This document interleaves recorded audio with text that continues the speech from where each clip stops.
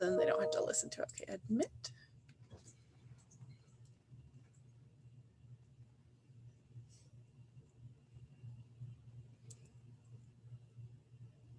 Hey there. Hello. I see Sacred Roots, but I'm not sure what your name is. Connecting audio. She's like, oh boy, I didn't know I'd be put on the spot right when you get in the room. Nice to meet you. What's your first name? Angela. Angela, nice to meet you, Angela. So yeah, so Augustine and I are just going to slowly let people in as we come. Our intention of this hour was to introduce both ourselves and just make this an opportunity for everybody just to pick our brains, ask some questions, get some discussions going. We just wanted a time where her and I could get together and put it out to the public, and I appreciate you being here. Thanks. Yeah. Awesome. Yeah, so Augustine, do you want to introduce yourself first, or do you want me to? Sure, I will. I think you should though. I was just I'm just out copying this link and sharing it. I shared it on my group too. So Okay, sounds great. Like I'll introduce myself first. So Yeah, I'm go Leslie for it. Cornwell. I run Midwifery Business Consultation. I started it in 2017.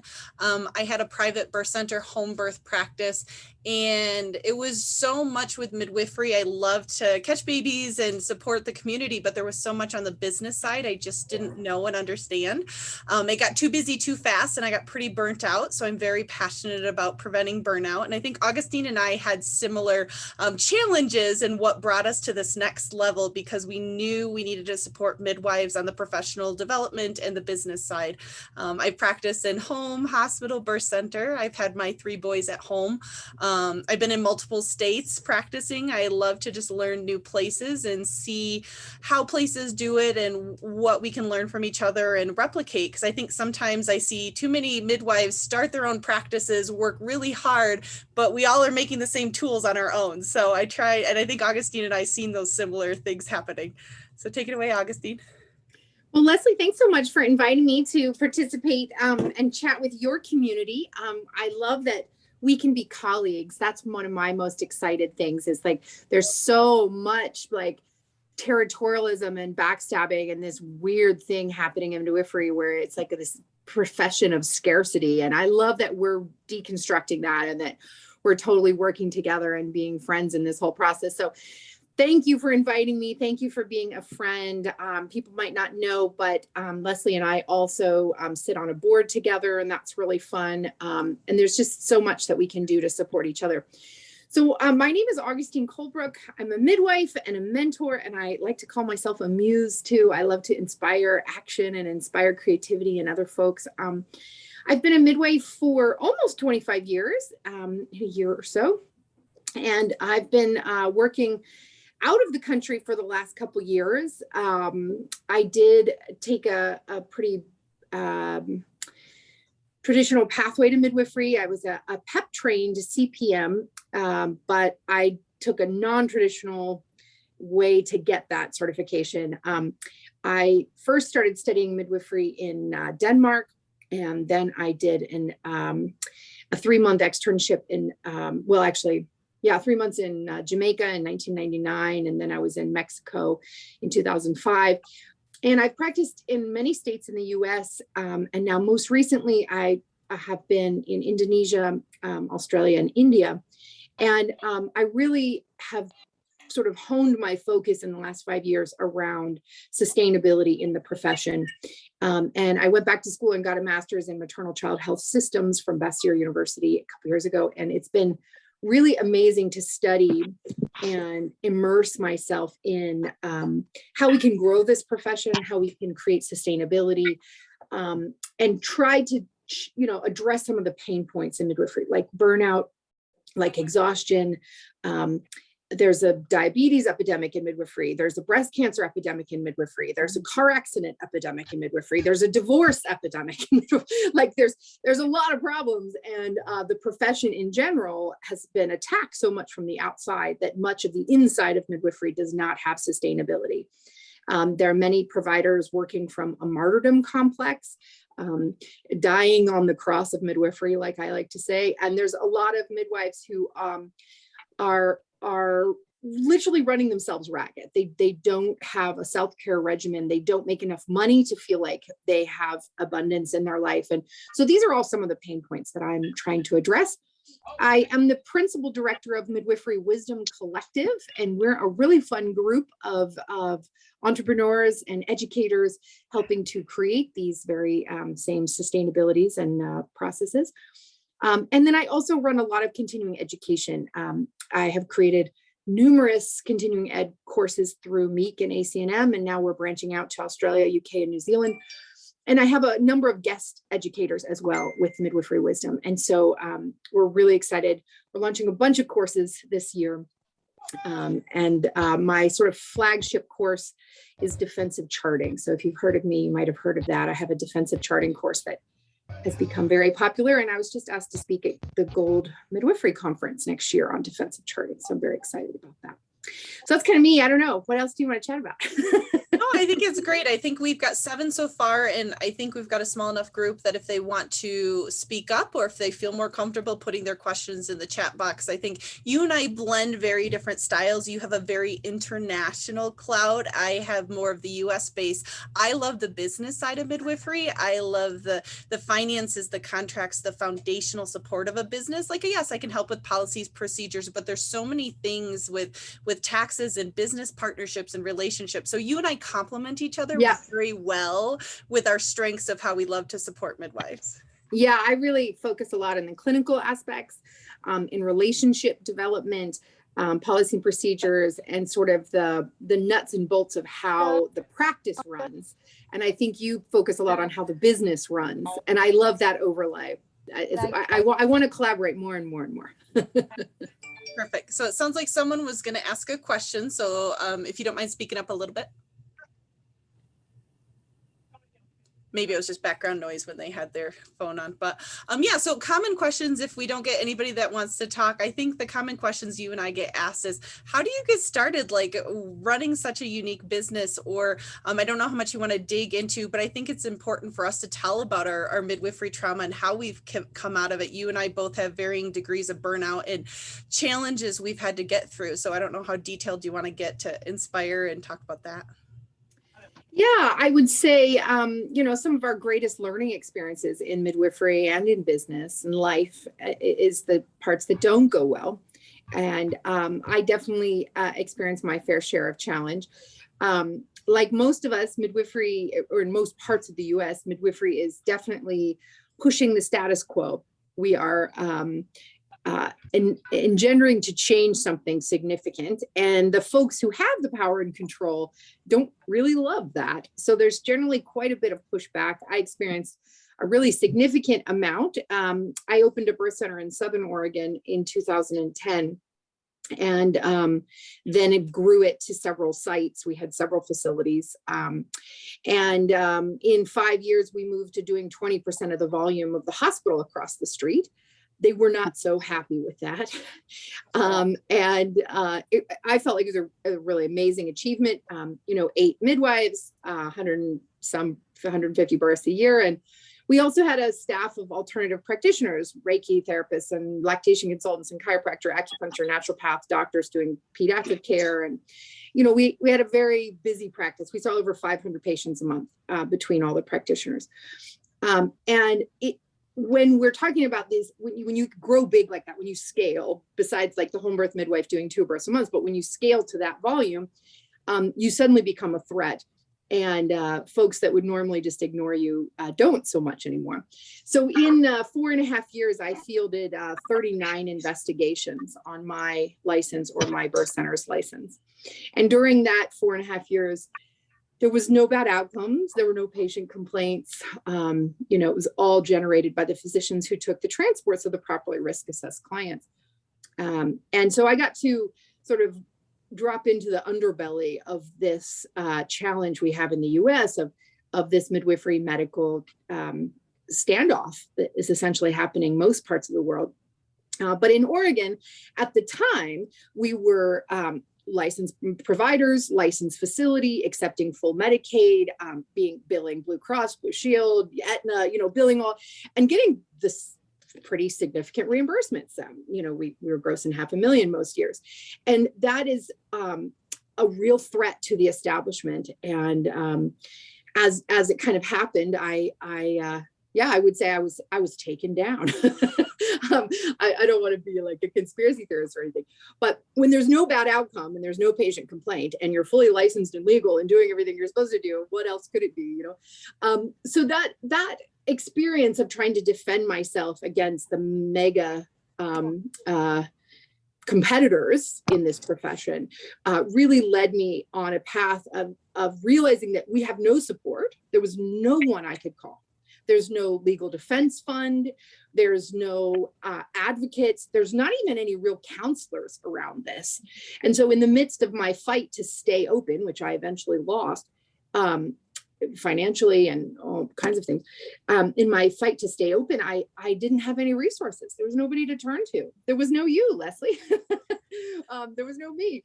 And so, when the proverbial shit hit the fan, I decided, well, I got to pivot somehow, and going back into the trenches and fighting this fight was not really very appealing. So I decided to be what I couldn't find. And so from that trauma, I sort of have created the whole Midwifery Wisdom Collective, which involves continuing education so that you have better access to evidence-based care without having to find it on your own. And it involves business consulting. I have an in-house legal counsel. I have in-house business consulting, bookkeeping, graphic design, all the parts of the business that really midwives don't go to school to learn. And then also through my many years, I also do a lot of case review, bad outcome review, chart review. Can I get you to get me a cup of ice? Danielle, I think you're not muted. Let's help you with that. Yeah, you should have access to do it. There you go. Yeah, got it. So through all those things, I just sort of created the things I didn't have. And I've been able to really transform the trauma that takedown represented in myself into some real power. I think we've really moved the needle for a lot of people. And at the very least, what I've engendered to do is create a safe home for midwives that they haven't had before. And so I get calls every single week for consults on challenging cases or bad outcomes. And I take it very, very seriously. And I'm so honored to hold space for those midwives. My little tagline is midwifing the midwife. And I really take that very seriously because there hasn't been anyone to hold space for us. And so I'm doing, most of my time is spent on course development or consulting right now around, like I said, poor outcomes. And there's a few real clear themes that run through these cases that I get to review. One is that same issue that Missy Cheney has identified in several of her studies and looking at Manistats and reviewing the poor outcomes through the Manistats project, which is the hostile community that we all practice in. That our care is influenced by the way that we'll be received in the hospital. So that's one piece. And the other piece, though, that I feel like I have identified that is very concerning and is at the very heart of what I'm creating courses for right now is a less than optimal understanding of fetal heart rate monitoring and risk assessment. And then the other piece would be properly documenting what is happening so that you can defend yourself in the end. My little slogan for my charting course is, dance like no one's watching, but chart like that shit's going to be read in court, because that's essentially what the end reality is. And there's so few midwives that take that seriously. And I mean, I've reviewed midwifery charts that are sort of handwritten in such handwriting you can't read, that have blood stains on the paper, or even in when people have switched over to digital charting, they're writing things like mom's, drinking water, mom's in and out of the pool, mom's doing this. There's nothing in that charting that documents that they're a primary provider that's making informed decisions. So anyway, these are the things I've taken on is my fetal heart rate training and really understanding the risk status of those infants, those neonates. And then the new course that I'm about to launch this summer is called The First 48. And it's an in-depth look at the newborn's transition over the first 2 days. That your granddaughter, Augustine? Yeah. So I'm on a meeting and I need a few minutes. Hey, Mom. So yeah, so as far as my direction, I know you and we talked just being that balance of the midwife, the mom, the care provider. We have, when you're running your own private practice, that work-life balance is even harder to create when you're available 24/7. And so my private practice, I had one of the first birth centers in Michigan where we didn't have regulations. It was a home birth center practice. We got a couple locations. We grew really big, really fast. I was the only one in network, only one with malpractice. I was really trying to set it up so that we could be reputable with the hospital system. We could be access to as many women as possible.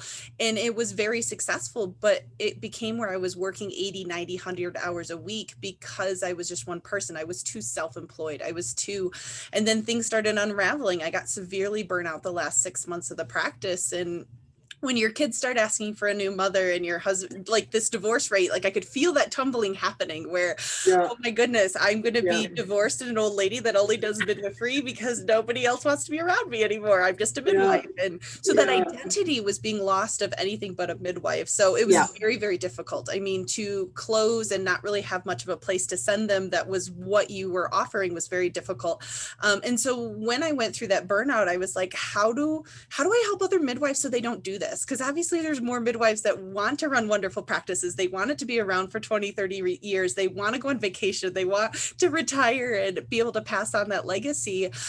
I'm a smart person. I know there's got to be a way. So I've taken the last 4 years doing a lot of the courses that aren't typically fun to a midwife, but I saw the power of what they had. I take business courses, finances, real estate, all these strategies that once you get that foundation set up, the not so fun part, it's just tweaking it. And then you have peace of mind. Like I'm all about risk reduction. I'm all about, there's different insurances people don't even realize exist that can help you. I mean, we hear the stories all the time about successful practices for 12, 14 years, and then all of a sudden one case, or they're so fragile.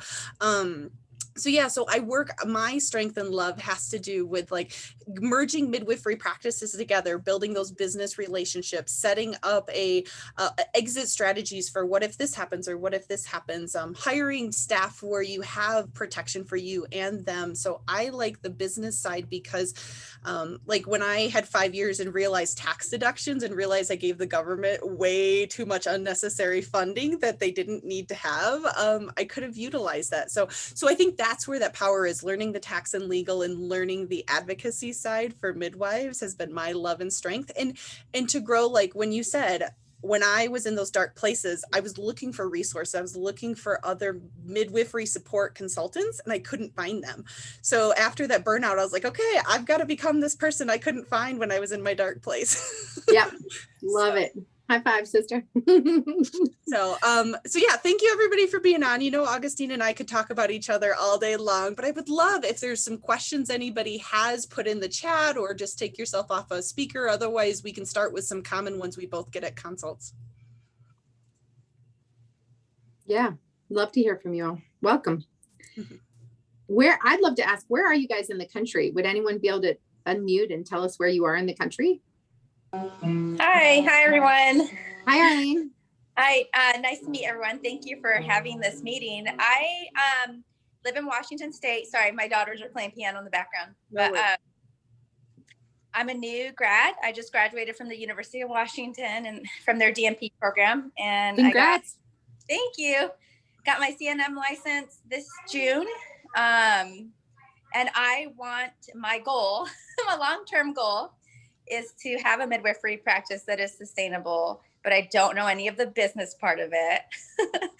And so I was like, gosh, I got to get on this Zoom to learn. One, I'm a new midwife. And two, I don't know anything about the business part of it. I've been doing labor and delivery as an RN in the hospital for 10 years. And then my only midwifery experience was during school.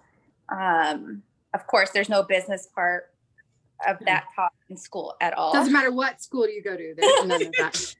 It's hard knocks, and we would love to change that so it's not just hard knocks. Yeah. He's on board, and we have 3 little kids, and he's willing to be my business partner. And he's like, I'll take the business classes if you want me to, and I'll learn the code. Great, but he works a full-time job himself. So Yeah, and that's part of the challenges I had, Arlene, where my husband did our accounting and payroll, and the big joke was my husband's a big burly guy. We'd have the receptionist call in, and I'm like, having that as your first impression of a midwifery practice isn't the greatest option. So he did more the backdrop business side. But like you said, like you don't want to go down that rabbit hole. We would hire a babysitter so my husband and I could both work 80, 100 hours a week. Like you have to, like what I've learned in time is creating these business systems versus self-employment, because we only have so much time. What tends to happen is, oh, I'll just take on this project, I'll take on this, versus we have a foundation that we've made from the beginning that has an accurate fee schedule to cover those overhead what ifs and all those necessary parts of a business. So yeah, I think Augustine and I can really vouch that the business side is just, it's not taught in general in our society. Like even if you go to school and get a business degree, it tends to be a CEO for a business owner's company. It's not so much being a business owner. And so that's where Augustine and I are very passionate, because we see at the heart of midwifery more independent practices, more sustainable practices, that quality of care, that lifestyle balance. You can create the best thing ever, but there's a totally different structure to set it up in the beginning or to tweak as you're established. I just didn't know about until the last few years. So powerful. Yeah. Oh, Well, yeah. welcome, Arlene. This is going to be really exciting for you as you set up your practice and your business. And of course, Leslie and I love to be resources. If you want to check out my website, it's midwiferywisdom.com, and Leslie is at midwiferybusinessconsultant.com. So you can find us both. Yeah. And the other thing, any advice like this, I live in a small area. It's called Kitsap Peninsula. There aren't any midwifery. There's one midwifery practice, home birth only. There's CPM. So in Washington State, they don't have the hospital privileges, unfortunately, and they don't do the women's health care part of it. So I would be like the first type of that could do women's health and have hospital privileges too. So it's a my biggest advice would be go contact them and see if they want to hire you. That's a really great way to start midwifery. And then you don't have all the overhead of a business startup, and you're still serving the community you live in. And you're balancing some of the challenges of midwifery. If you have history with them or personality issues and you don't think it's going to work, like that's always a separate consideration. But if they're open to it and you're open to it, that's the best way to do midwifery, is as a group. Yeah, well, I think as a new graduate too, I've helped a few new graduates get started, but to learn the learning curve of being your own practitioner out of school, plus learning the business curve, is harder. So if, like Augustine was saying, if you could spend a year and a half learning from them on the clinical side, the business side, and complement each other, I think that's that abundance mindset that Augustine and I are so strong about. Is like, there's always opportunities. No matter if there's 20 midwifery practices in a community, people fight over that 2% of the stats, and I want to fight over the 80% of normal, healthy, low risk ladies. Yes. Like, let's change our mindset. So yeah, I think there's many opportunities, Arlene, out there of how you can get established and just learn your community and where you fit in it. Yeah, the other thing I would add, and this comes from years and years of taking consults of poor outcomes, and that is that CPMs have a really different training basis than do CNMs. And it isn't a better or less, and it isn't a hierarchy, but they get a very different access to education.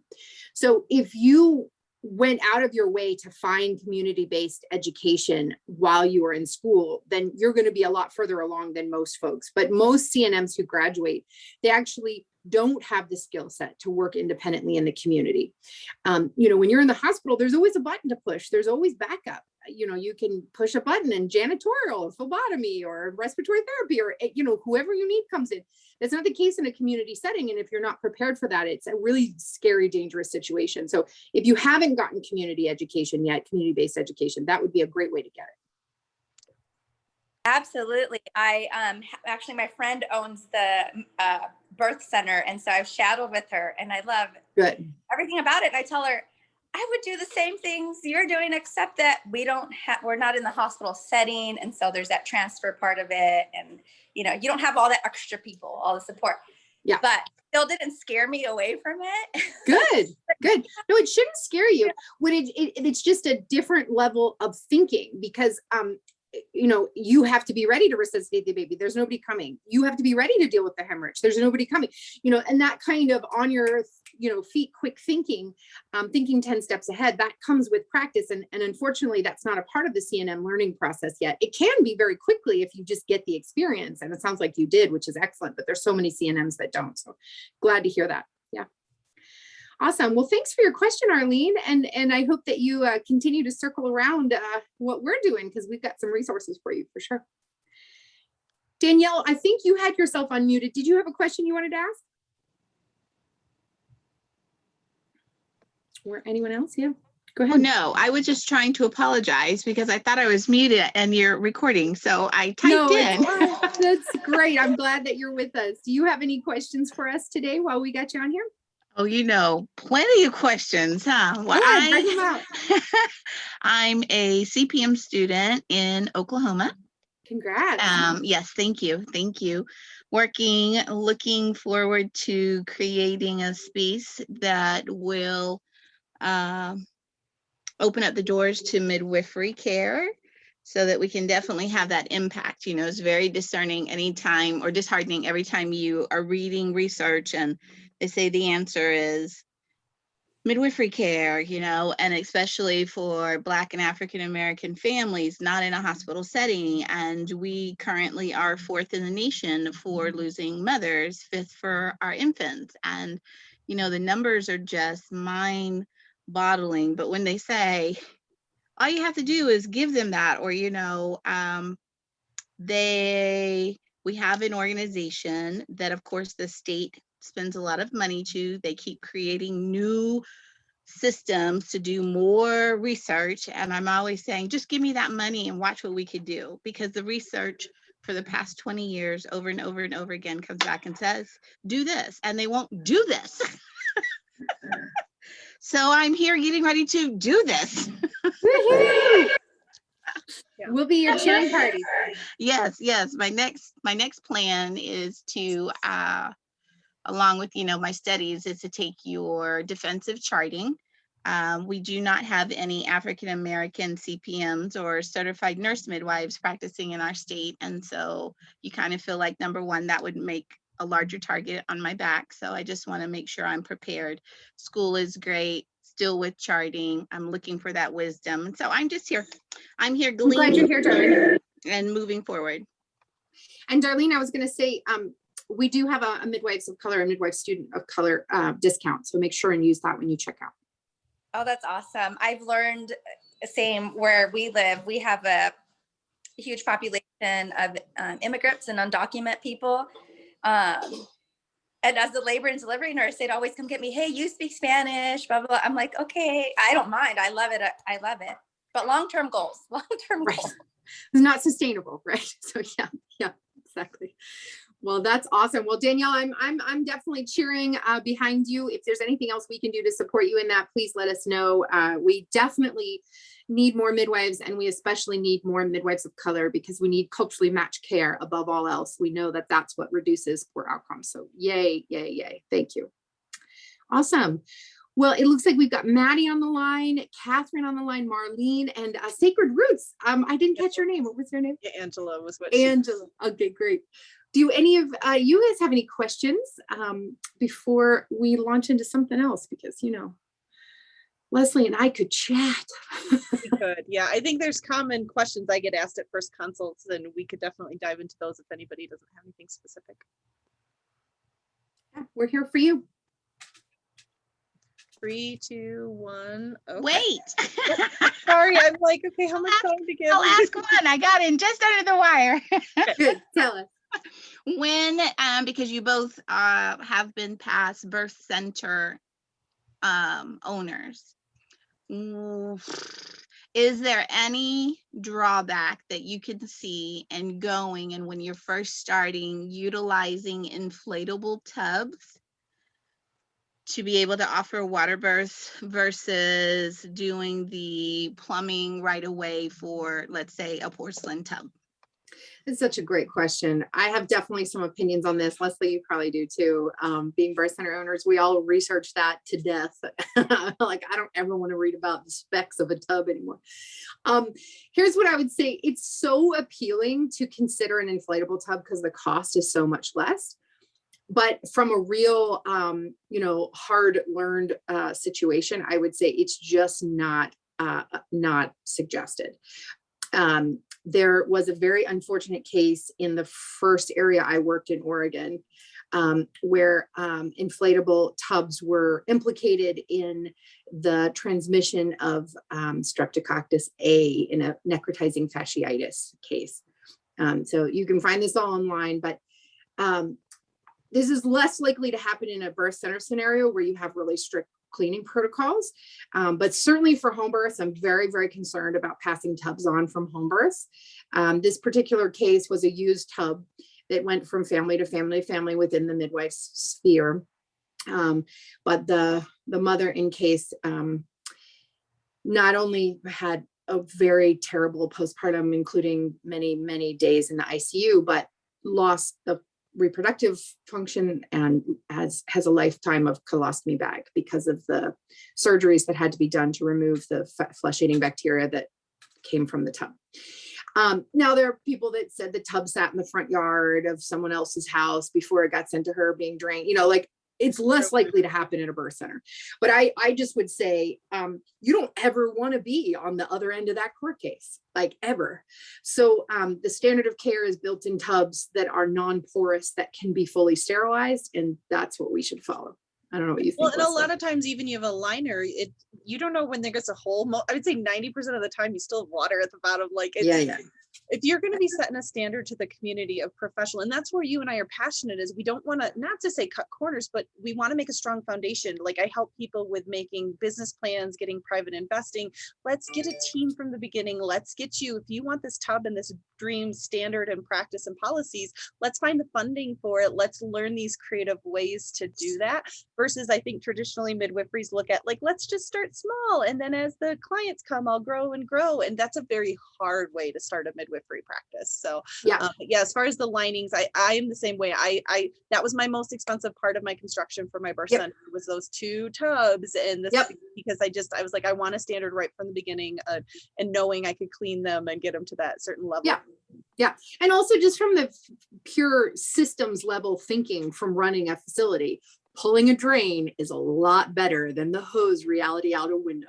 Like everybody knows that, like sucking on the end of a hose is like a midwife's nightmare. Yeah, we've all probably done it, but like, don't do that at a birth center. And it is, it's actually a pretty relatively small expense, to be perfectly honest. When we're talking about the dollars and cents of a really fully functioning birth center use and the turnover of those inflatables, it's a very small cost, and it's better for the environment, and it looks better, and it's easier to clean, and you can set up systems. And don't cut corners there, Danielle. That's my idea. No, thank you all very much, because just as you're saying, this is just confirming I am on the right path. I do aim high, and I have those that are around like, no, start small, let it build, do this, save costs. And I'm thinking, no, we're creating a standard. It's long-term. Why have to turn around and go back? And at some point, because we know how popular and effective being able to utilize that hydrotherapy is, it's not something that we would do without it anyways. And That's so right. I'm kind of like searching and going and like, all right, here's this building. What would reconstruction look like? What does remodeling look like? Now I'm to the point that I've exhausted a lot of the areas. You're just like, we just need land and build up. You just need to build it from the ground up so that it has all the specs and everything that we desire from the standard of what is expected with the certifications, and then my common sense, and the goal. So thank you. That was very affirming. I think when I talk to consults, Augustine, we talk about the numbers second. We talk about what does your ultimate practice look like? What's your dream? Let's strategize. Then we create a fee schedule. We create multiple revenue streams within the practice. Like so many people think as midwives, well, I got to exchange my time to do a home birth center. And I'm like, what about a community center? What about having a little boutique? If you're going to refer them to get a bunch of wonderful supplements, why can't you sell them in the practice? Or a chiropractor down the hallway, or rent? Like there's so many ways that I stress to midwives, let's let's leave the numbers. Don't pick a decision because you think it's the cheapest initially. Let's talk about what you want your practice to look like. Then when we get to the numbers and they don't add up on your income and expense sheet, let's talk about other revenue streams that are more profitable that you're going to be referring out to anyways, that we can, or just raise your money, raise your cost schedule. That's one way to do it too. Yeah, I mean, because but so many midwives undercharge. But absolutely, I call it the side hustle. You know, many of us are doing the side hustle in the beginning to make the balance sheet work. But yeah, don't sacrifice in the beginning. There's a way to make other income streams. There's a way to get investors. There's a way to scale.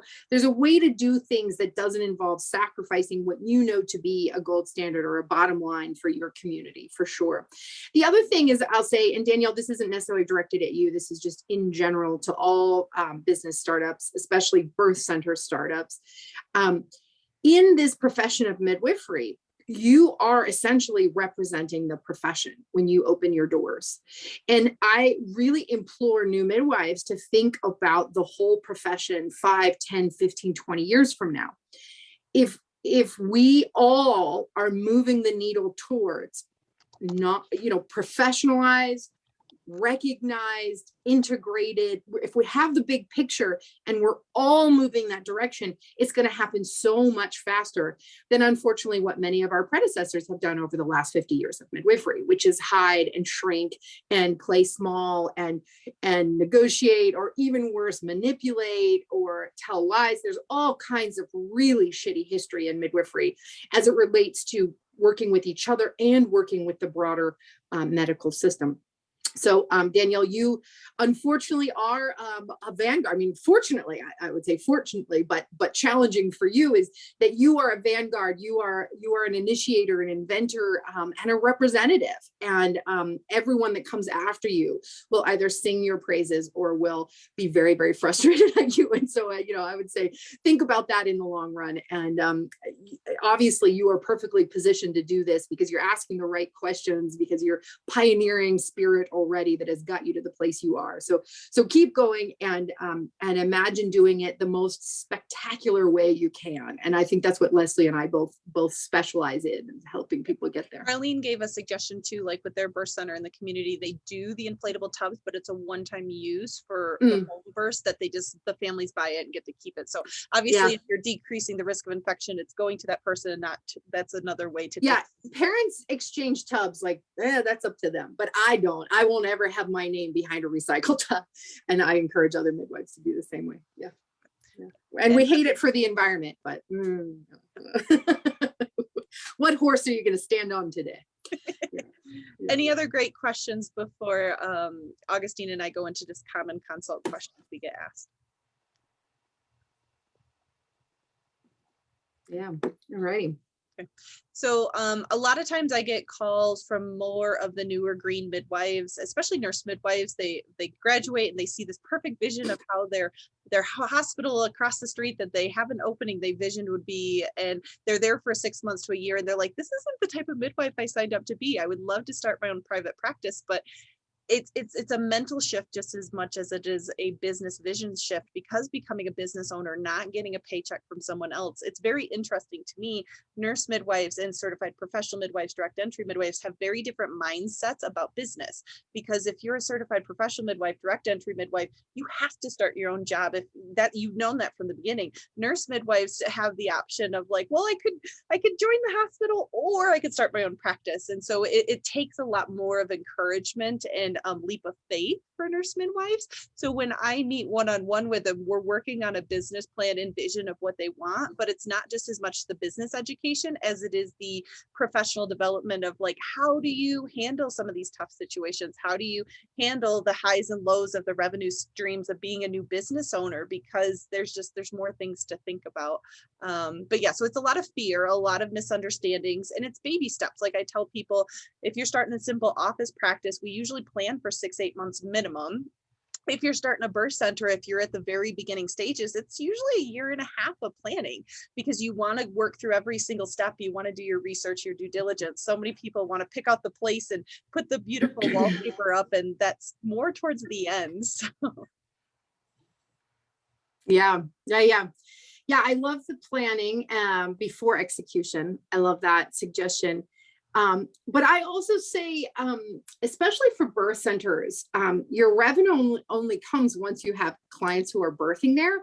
So I have definitely worked hard with, I've helped open over 40 birth centers now. And I'd say I've worked hard with some birth center owners to do that crazy shuffle hustle where construction's going on upstairs and you're doing prenatals downstairs, because if you have the luxury of you can plan and you have income coming in. If you have no income coming in, yes, we have a very different strategy. In a world, like, okay, these are those nurse midwives that are like, okay, I want to exit this place in a year and a half. Like if you're starting out and you're a new grad and you're like, I have bills to pay, like that's a very different strategy. I did the same thing at Augustine.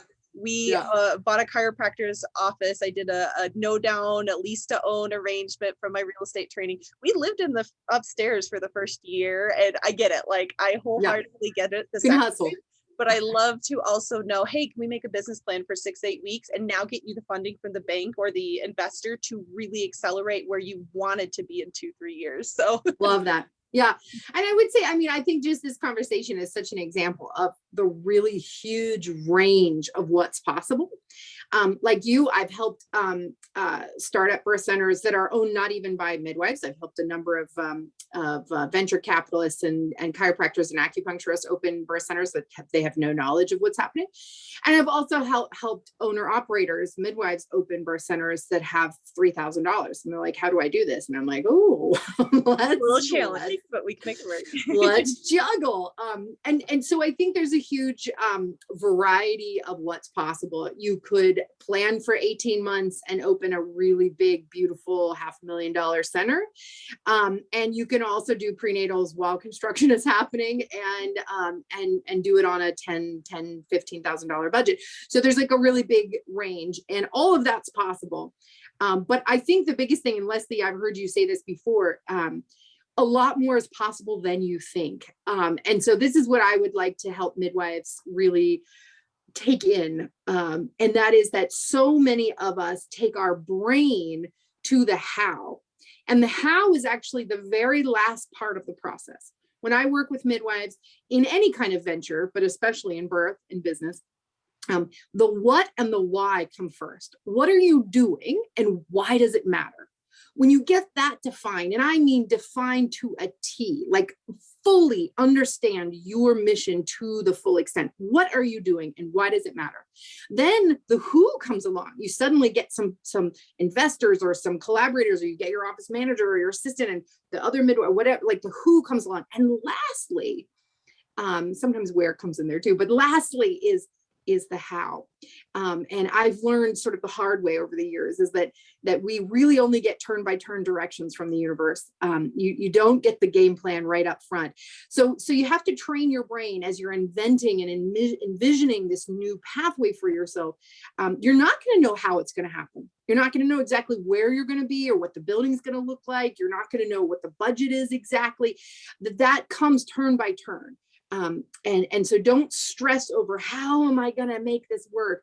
Instead, stress over what am I doing? Like the big what, not like I'm building a birth center. No. What are you doing for yourself in your community? What is the long-term goals? What are the short-term goals? What are you doing?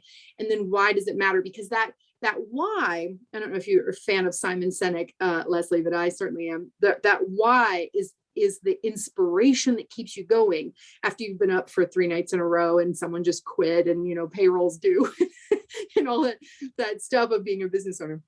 So you got to define the what, the why, and the how comes later. That's what I would say long-term. Yeah.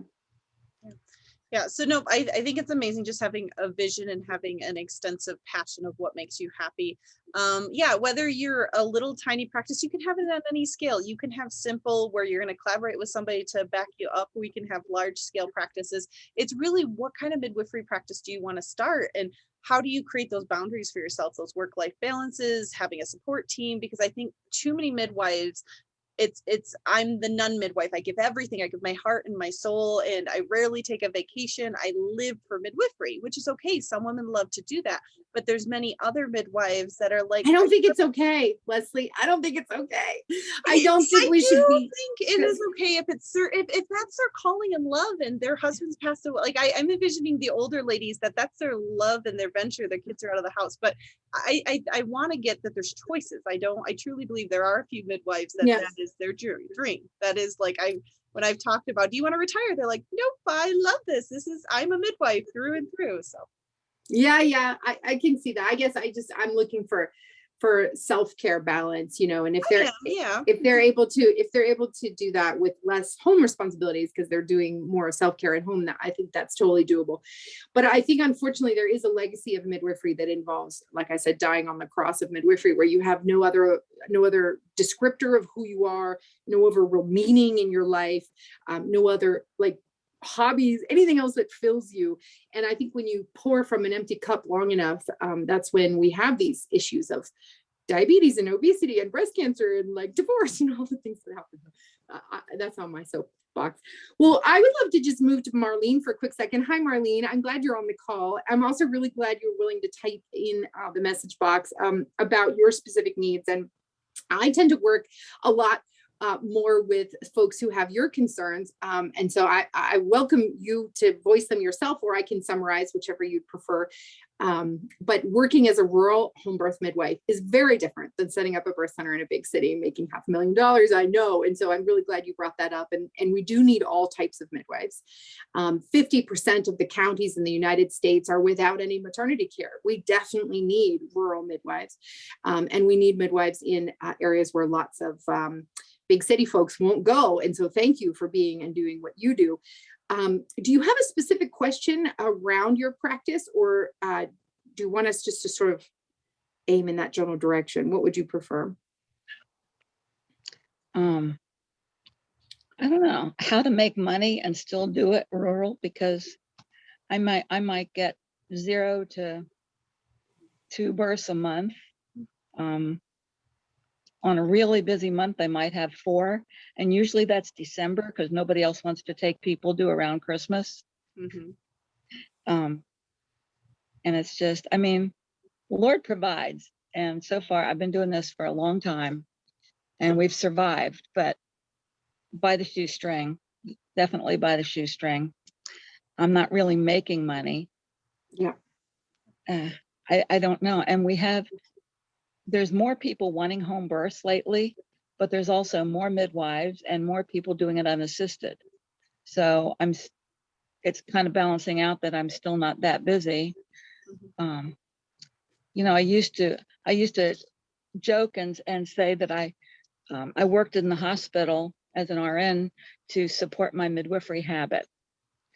But I've totally heard that before. I'm too old to put up the 12-hour shifts on my feet kind of thing. So I'm just a midwife now, and just wondering, is it time to retire? Please don't say just a midwife.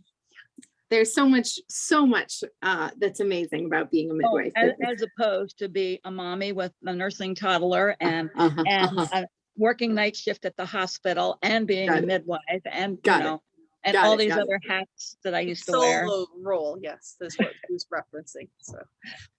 So Marlene, I will add a little bit. Since post-COVID, I have been the last year doing home births, and I've restructured. So I live around the Amish in central Michigan, and so yes, I can relate wholeheartedly to you. Like, it's looking at your ideal clients and where are the needs? How can we fill them? How can you do it cost effective? What are the other midwives charging? What can the families be able to do? Like if they have out of network benefits, or if everybody's cash, and like it's really, it sounds like more your numbers are lower and you'd like them increased. We would talk a lot about like marketing campaigns and how do you find those ideal families you're looking for, because I think a lot of midwives, it's more referral basis, and that's something great once you get to a certain level where you hit your peak and you're known. But if you're newer or you're at a smaller level and you can't, that takes a lot of time to wait for the referrals to come in. So I help a lot of midwives on smaller scale, like, okay, what kind of families do you want to serve? How can we find them and connect you with them? So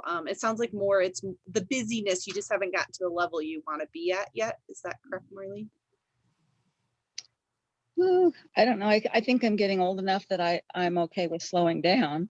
If I could still make some money, the money that I used to make as an RN that I'm not making as a midwife. May I ask, what's the average reimbursement for the home birth midwives in your area? Reimbursement? Like just to pay for your services, Like, the cost if you nobody reimburses the midwife for anything. I usually charge, depending on how far I have to drive, between 2,000 and 4,000. And I always have another midwife help me, so I get half of that. Well, I would say that's maybe the first issue I would come up with is assistant midwives don't make 50%. Business partners make 50%. Right. So I think you're overpaying your assists, unless they're actually your business partners. Well, a business partner would be a lot more tax red tape than I want to go through. So But if yeah, they're truly just assists and they see them once prenatally and get No. called when they're 7 centimeters, you're paying or overpaying. basically, but sometimes I'm the assist and sometimes the other midwife's the assist. So it still comes out 50-50 in the end. well, I guess it's just what your relationship is and what you're exchanging. If you guys are equally exchanging the same services, it will add up. But if you're the one Right. always asking for help and they have the lower volume, but I think it's one of those No. things like Augustine was saying, I tend to do just per productivity, per time. If she's going to come to a visit, this is this amount. If I do it for you, this is that. Right. So maybe if there's 2 extra visits, you're fairly compensating each other. But yeah, that would be Right. something I would think about, is maybe re-talking those conversations of, then okay, this is what a birth assistant is and this is that visit she attended. No, anyway, yeah, I think it's fair between the two of us. But the thing is, I guess, if we raised our prices, I mean, there's already a free hospital birth there because most people have medical cards. So if we raise our prices to fairly compensate us, then they'll just have either an unassisted birth or a free hospital birth. How do we? Such a complicated question. I would say, I just want to tell you straight off, the average rate of reimbursing assistants around the country is $300 to $800 for birth assistants. Yeah. There's very few birth assistants that are getting paid more than that. And they're in LA, San Francisco, and New York. So you're paying your assistants $1,000 to $2,000. It's too much. Well, it sounds like Marlene is exchanging that Right. same time for her. So if they do 3 bursts and she does 3 bursts, it evens out in the end. It's more like 50-50 Right. splitting a call coverage. It sounds more like a Right. collaboration. Yeah. But I think, Marlene, one thing I want to stress, even though if you have a lower volume, there's lots and lots of ladies out there. It's more getting your name out to more people versus the worry of, if you adjust your fee schedule. I've had lots of ladies where they are really, really on struggling times. If they find you valuable and they find your services valuable, they will find the funds for it. But I think it's more getting you exposed to more of the community to know you even exist. I think Which is hard when you're unlicensed, it's hard to the be balancing super act of advertising. how you do that. Some states you can more publicly do it and some you can't. Yeah, So yeah, Marlene. Most of my clients are repeats. Yeah, so Not that's too many new probably like what Leslie's saying. You need the new blood, you need the new clients from the new first-time moms or the VBAC moms who really want something different but don't know that you really are there yet. So some tricks that in really rural communities that I've heard that work really well is you're on Facebook. Yeah, that's how you saw this event. Yeah. So you could go and request to become a member of several of the moms groups in your area on Facebook. And just set a little reminder, and once a week go and post some little educational tidbit in that moms group. Hey guys, did you know one of the best remedies for heartburn is chia seeds and raw almonds and da da da? Or hey moms, there's this new product that I read about. Like nothing salesy, nothing at all like chasing them down. You're just giving little tidbits of your free knowledge. And what this does is it establishes you as an expert in their eyes. And then when they do need you, because these groups are 2,000 to 2,000 people, that many of them are not pregnant, they're just new mamas. When they do need you, or their sister or their cousin or their best friend is pregnant and they're looking for a home birth midwife, they'll be like, "Ooh, there's this lady, Marlene. She always posts the best things ever. Let me connect you with her. She's in my group," right? So it just establishes you as an expert and someone that they can go to. And it takes 5 minutes because you could talk about any of these things all day long. You've been a midwife for how many years, right? They could just roll off your tongue like while you're sleeping. So just go make little tiny posts. And if you really feel inspired, there's this great free design program called canva.com. And you can go to Canva and just design a little square social media icon, a little thing that has something to do with the topic you're going to post on. And visual, like a word, like a picture says 1,000 words, right? So those visuals are very eye attracting. And if you can even get excited about doing a video, I know this might be a stretch, but you can turn your smartphone towards you and you can just talk about this for 2-3 minutes and post your video wherever. Even 30 seconds is a captivating video these days because of TikTok. And so you can grab that and put that out on your social media. You can put that out on the chat groups, and it can really, again, center you as an expert in the community about the very topics that people might be looking for. Thank you. That's a great idea. Yeah, because there's a lot of simple things out there that you don't have to spend money. You just have to let people know you exist. Like my heart would break when I would talk to a friend, we'd go to a home visit. And she's like, I wish I knew you existed. Like our goal is to get our awareness out there in a nice, cost-effective, professional way that we are the experts in the community. Because I promise you, Marlene, there's lots of ladies looking for you. We just have to figure out how to get you out so they know you're there. I mean, you probably serve a radius of an hour, right? 2 hours. 2 hours, right? Even so more. in that Southern 2 Ohio. hours, do you know the demographic? What's the amount of people that live in that 2 hour radius? No idea. That's a great thing to look up. So go on Google and just look up that there's many different apps or websites where you can just actually zoom out the circle and you can actually calculate the percentage or the total number of the people that live in that community. And my general rule of thumb is that you have to be serving a demographic of at least 100,000 people to have a full and busy practice of like more than you want. So in that 2 hour radius in Ohio, it would be very unlikely. Oh, we lost you a second. Augustine, she dropped off the radar. I don't know where she went, but yeah, so I think that's a great idea. Do a market analysis. You learn what are all the cities, what are all the different parts of your area. And maybe you love going to this town and you have a few great ladies there. You can see if there's some support groups for moms that you could attend. Like there's a lot of breastfeeding groups. There's a lot of support resources out there that you can just sit and ask if you can do a short presentation or just be part of the group. I think it's just more, I know a lot of church groups will be more than happy to say, hey, after the services, we have a luncheon. I would love for you just to stop by and bring a dish to pass, get to know our community. So I think it's just getting you out there so that they know you're available. So I'm watching. I'm already part of several groups locally. Okay. But they have like a base of maybe 100 people, not thousands. Yeah, I think she was referencing just the population, not so much like Right. directly who you would be at the congregation. So There are no big cities near me. okay. We're in Southern Ohio, like part of the Appalachian region, with a lot of poor rural people. Okay.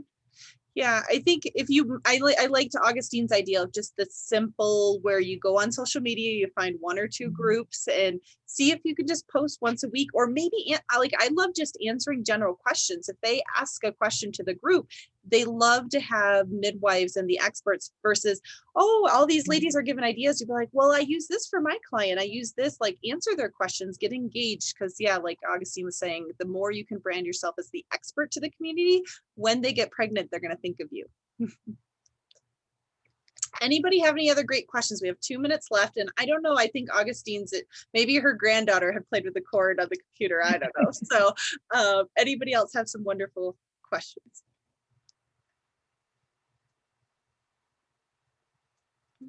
Great. Well, thank you so much, everyone, for being here. And hopefully we can answer. I know Augustine's got her website. We'll put it to the Facebook event and mine. And we love to help midwives in any shape, whether it's big or small. I promise you, Marlene, I had 3 home births. I live all around the Amish. I love my little small home birth practices, and they need just as much help as the big ones. So yes, we definitely love to give you, if you have any questions, just post it at the bottom of the event and we'll continue to answer for everyone.